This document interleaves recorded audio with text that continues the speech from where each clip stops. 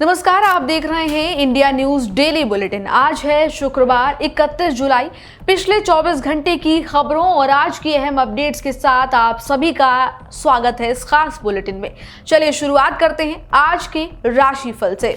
बता दें कि ज्योतिष गणना के अनुसार आज जो है चंद्रमा मकर राशि के गोचर में रहने वाला है और ऐसे में आज का दिन कई राशियों के लिए नए अवसर लेकर आएगा। खासकर धनु राशि के जातकों के लिए तरक्की के नए रास्ते खुल सकते हैं। करियर में अच्छे मौके मिलने और रुके हुए काम पूरे होने के संकेत भी मिल रहे हैं। मेष राशि के लिए भी काफी ज्यादा अच्छा आज का दिन होने वाला है, क्योंकि मेष राशि के लोगों को मेहनत का अच्छा फल मिल सकता है और मन भी प्रसन्न रहेगा। वहीं मिथुन राशि वालों के लिए बातचीत और समझदारी से कई रुके हुए काम बन सकते हैं। दूसरी ओर कर्क राशि के लोगों को आज पैसों से जुड़े हुए फैसले सोच समझकर लेने की सलाह दी गई है। इसके साथ ही अगर मकर राशि की बात करें तो मकर राशि के जातकों की अगर बात की जाए तो उनके निवेश और खर्च के मामले में सावधानी उनको बरतने की जरूरत होगी। हालांकि ये सभी बातें ज्योतिष गणनाओं और धार्मिक मान्यताओं के आधार पर हम आपको बता रहे हैं, तो इन सभी को ध्यान में रखकर आप अपना काम करिएगा। अब आगे बात करते हैं नौकरी की तलाश कर रहे युवाओं के लिए कि उनके लिए जो है अच्छी खबर है। राजस्थान के दौसा जिले में 31 जुलाई से 18 अगस्त तक भर्ती शिविर आयोजित किए जाएंगे। इन शिविरों में सुरक्षा जवान, सुरक्षा सुपरवाइजर और सुरक्षा अधिकारी के लिए तमाम जो पद होंगे उन पर भर्ती दी जाएगी और सुरक्षा जवान के पद के लिए 10वीं पास होना अनिवार्य है और 19 साल से आपकी जो उम्र है वो 40 साल के आसपास की होनी चाहिए, तभी आप इसमें आवेदन कर सकते हैं। इस भर्ती के लिए कोई लिखित परीक्षा नहीं होगी। चयनित अभ्यर्थियों के लिए इसमें ट्रेनिंग के बाद विभिन्न निजी संस्थानों में उनको नौकरी मिलेगी। ऐसे में अगर आप सिलेक्ट होते हैं तो चयनित उम्मीदवारों को ट्रेनिंग के बाद अलग अलग संस्थानों में नौकरी का अवसर मिलेगा। सुरक्षा जवानों के लिए 18 से 28 हजार रुपए, सुपरवाइजर के लिए 20 से 28 हजार रुपए और सुरक्षा अधिकारियों के लिए 33 से 40 हजार रुपए मासिक वेतन भी इसमें तय किया जाएगा। तो ऐसे में ये वेतन मिलने वाला है।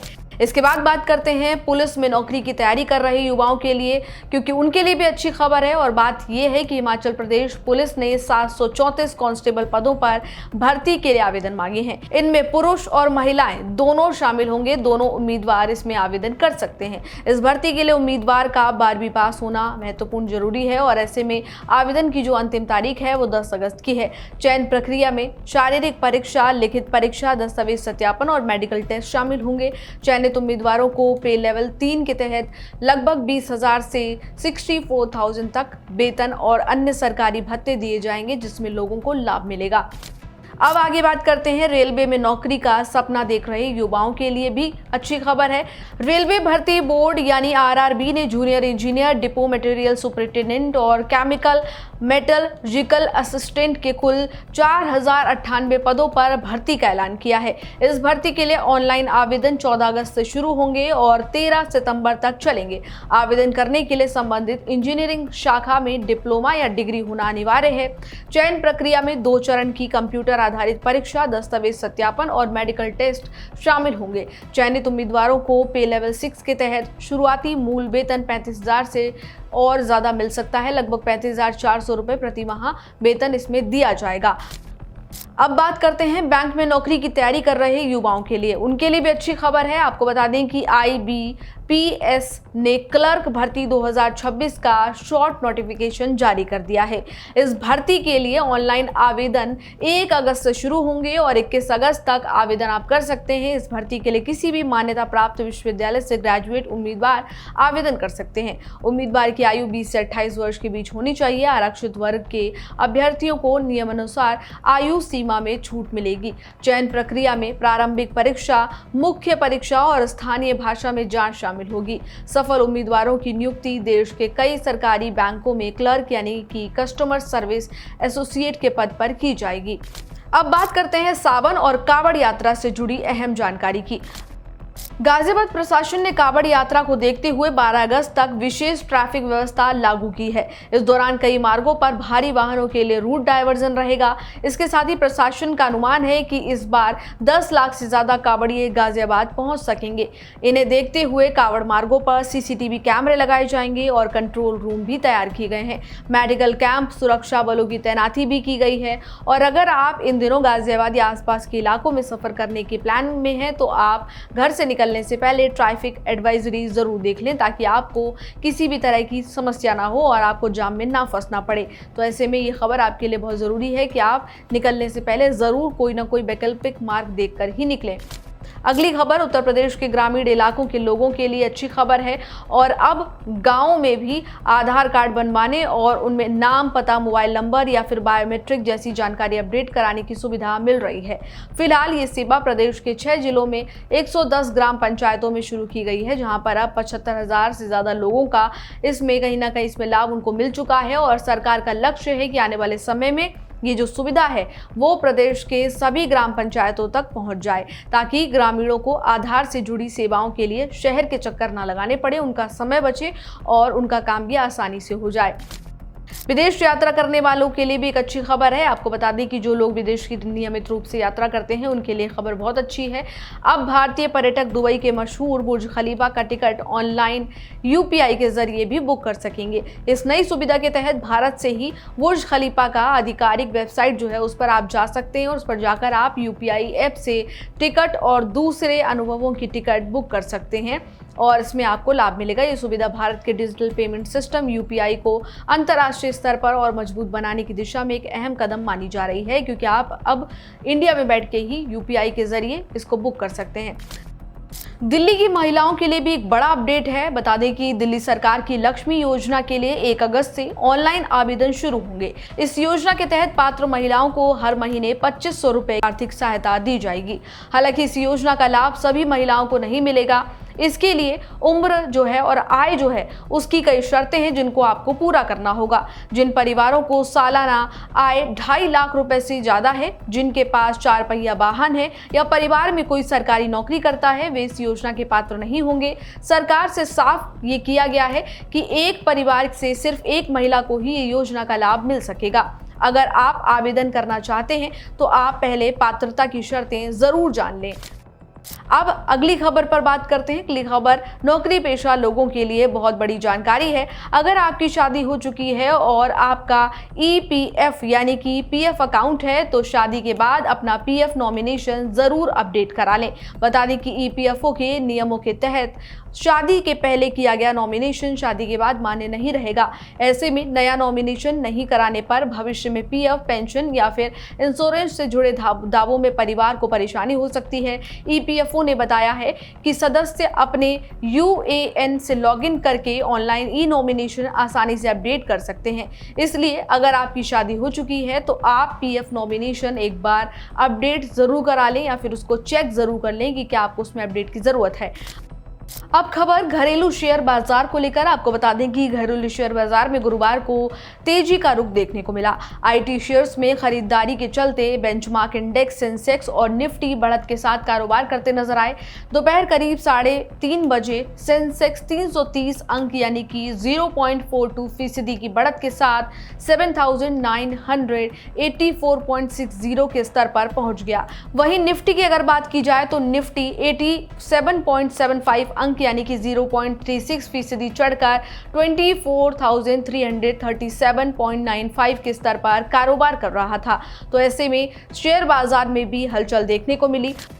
अब बात करते हैं सोना चांदी खरीदने वाले लोगों के लिए। जो सोना चांदी खरीदने की योजना बना रहे हैं उन लोगों के लिए भी बड़ा अपडेट है। आज देश के 24 कैरेट सोने की कीमत करीब 1,42,530 रुपए प्रति 10 ग्राम के आसपास कारोबार कर रही है। वहीं अगर बात की जाए 24 कैरेट के अलावा 22 कैरेट सोने की, तो 22 कैरेट सोने का भाव जो है अलग अलग शहरों में करीब 1,33,000 से 1,39,810 रुपए प्रति 10 ग्राम के बीच है। अगर चांदी की बात की जाए तो चांदी का भाव करीब 2,17,600 रुपए प्रति किलो के आसपास बना हुआ है। हालांकि सोने और चांदी की कीमतें शहर और ज्वेलर्स के हिसाब से थोड़ी अलग हो सकती हैं। खरीदारी से पहले अपने शहर का ताजा रेट जरूर जान लें। केंद्रीय कर्मचारियों के लिए भी एक अहम अपडेट है। बता दें कि 8वें वेतन आयोग के फिटमेंट फैक्टर को लेकर केंद्र सरकार ने पहली बार संसद में अपनी स्थिति साफ की है। सरकार ने कहा है कि 8वां वेतन आयोग एक स्वतंत्र संस्था है और वह अपनी सिफारिशें तय प्रक्रिया के तहत तैयार कर रहा है। इसलिए फिलहाल फिटमेंट फैक्टर या वेतन बढ़ोतरी को लेकर सरकार की ओर से कोई फैसला नहीं लिया गया है। सरकार ने यह भी बताया है कि आयोग अपनी अंतिम रिपोर्ट जो है वो तय सीमा के भीतर सौंपेंगे। ऐसे में कर्मचारियों को वेतन और फिटमेंट फैक्टर से से जुड़े अंतिम फैसले के लिए आयोग की सिफारिशों का इंतजार करना होगा। अब बात करते हैं असम को लेकर। असम में लगातार बाढ़ का खतरा बना हुआ है। ऐसे में राज्य में बाढ़ के संकट से लोग परेशान हैं। पिछले 24 घंटे में 3 लोगों की मौत की जानकारी सामने आई है, जिससे लोगों के मन में टेंशन बनी हुई है और मृतकों की संख्या जो है वो 78 पहुंच गई है। वहीं करीब 3 लाख लोग अभी भी बाढ़ से प्रभावित हैं। कई इलाकों में राहत और बचाव काम जारी है। हजारों लोगों को राहत शिविरों में रखा गया है और प्रभावित क्षेत्र तक जरूरी सामान पहुंचाया जा रहा है। इसी बीच मौसम विभाग ने असम और आसपास के कई इलाकों में अगले 3 दिनों तक भारी बारिश का अलर्ट जारी किया है। ऐसे में लोगों को सतर्क रहने के और साथ ही साथ स्थायी प्रशासन को अलर्ट पर रहने की सलाह दी गई है। अब बात करते हैं मध्य प्रदेश की। बता दें कि मध्य प्रदेश के किसानों के लिए बड़ी राहत की खबर है। राज्य सरकार ने मूंग की सरकारी खरीद को लेकर बड़ा फैसला लिया है। अब किसानों की मूंग उपज का 25% नहीं बल्कि 60% तक न्यूनतम समर्थन मूल्य यानी कि MSP पर खरीदा इसको जा सकेगा। इसके साथ ही किसानों के लिए सुविधा को देखते हुए स्टॉल बुकिंग की अंतिम तारीख 10 अगस्त तक बढ़ा दी गई है। वहीं सरकारी खरीद की आखिरी तारीख अब 20 अगस्त होगी। सरकार ने ये भी बताया है कि खाद्य वितरण में आ रही दिक्कतों को देखते हुए फिलहाल ई-टोकन व्यवस्था को अस्थायी रूप से रोक दिया गया है। इसके लिए एक समिति भी बनाई गई है जो सुधार और सुझाव के लिए काफी महत्वपूर्ण होगी।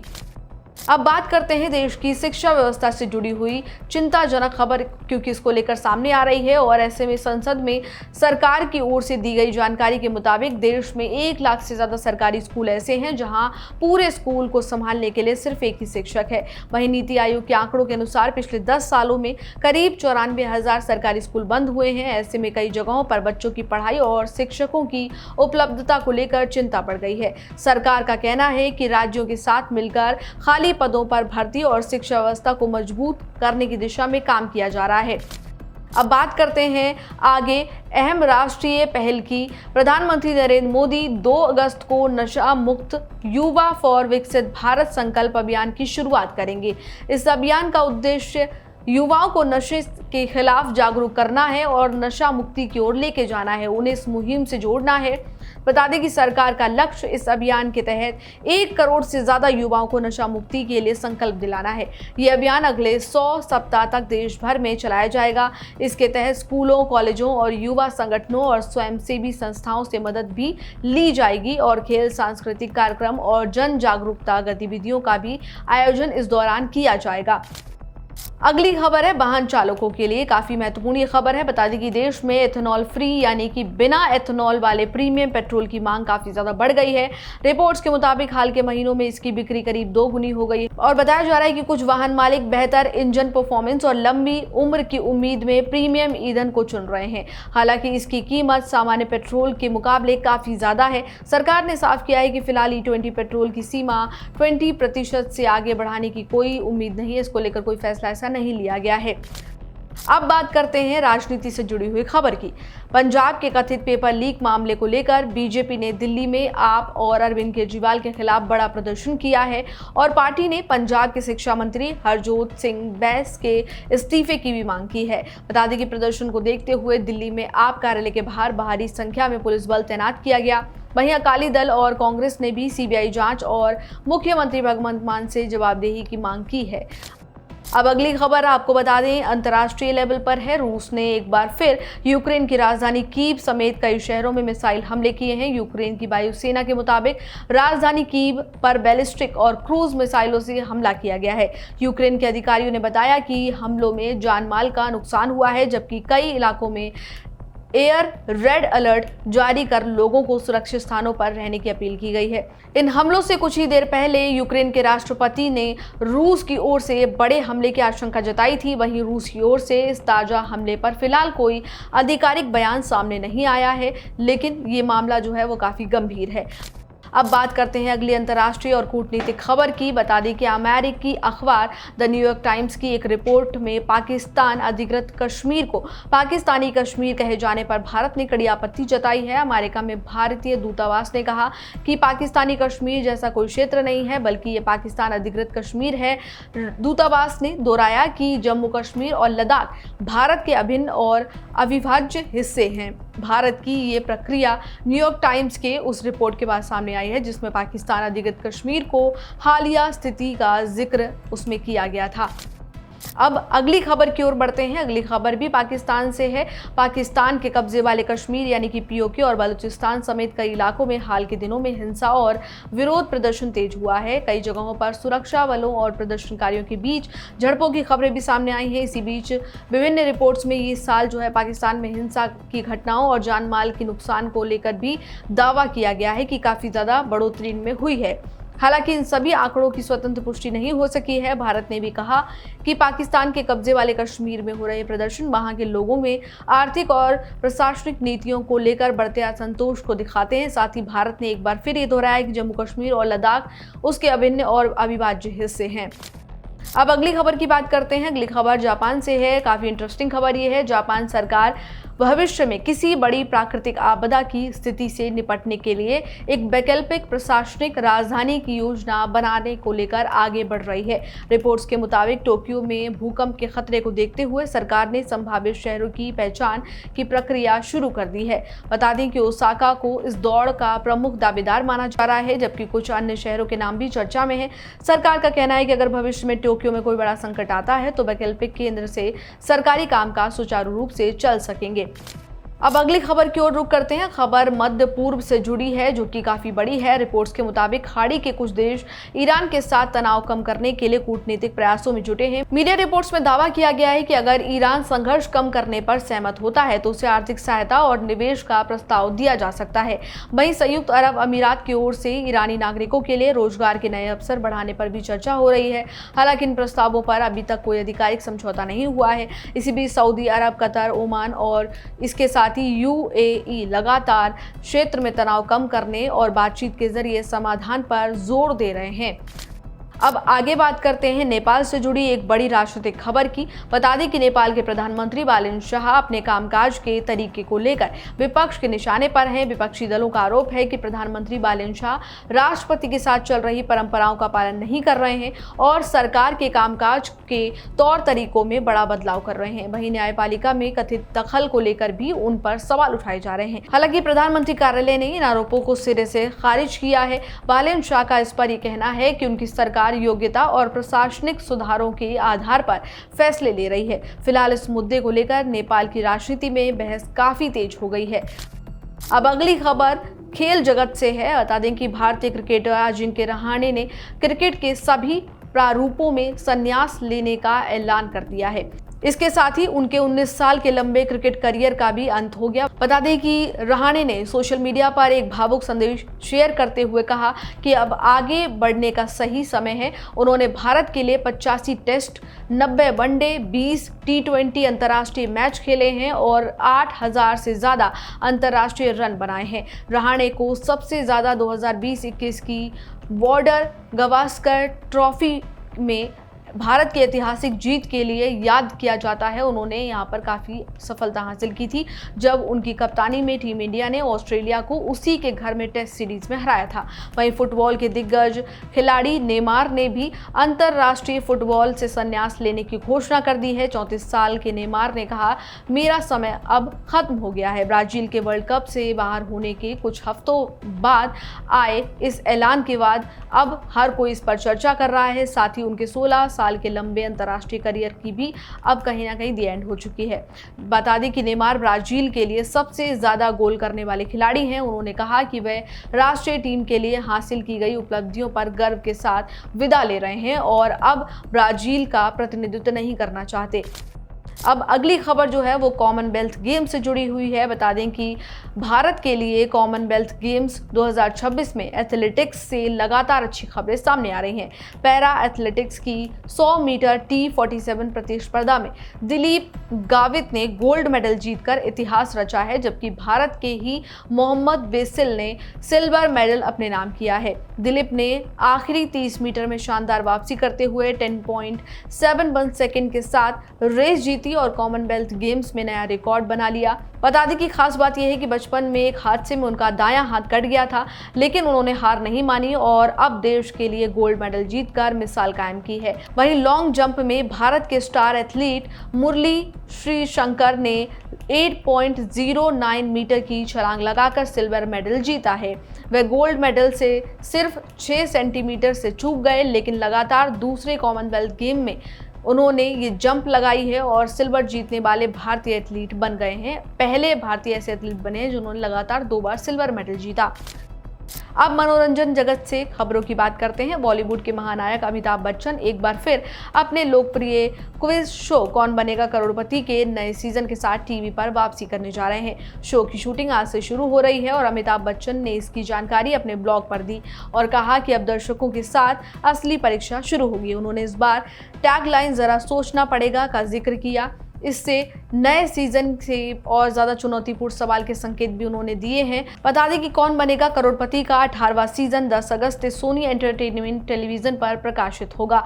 अब बात करते हैं अगली खबर की, जो कि मनोरंजन जगत से ही जुड़ी हुई है और ये काफ़ी बड़ी खबर है। मार्वल की बहुप्रतीक्षित film Spiderman brand new day ने भारत में शानदार शुरुआत की है। रिलीज के पहले ही दिन फिल्म को दर्शकों ने जबरदस्त रिस्पांस दिया है और इसकी ओपनिंग को रिकॉर्ड तोड़ बताया जा रहा है। मूवी की प्री सेल की अगर बात की जाए तो इसने अपने ओपनिंग वीकेंड में 85 करोड़ रुपए से ज्यादा की ग्रॉस एडवांस बुकिंग दर्ज कराई है, जिसमें अकेले ओपनिंग डे के लिए अगर देखा जाए तो 45 करोड़ रुपए से ज्यादा की ग्रॉस बुकिंग शामिल है।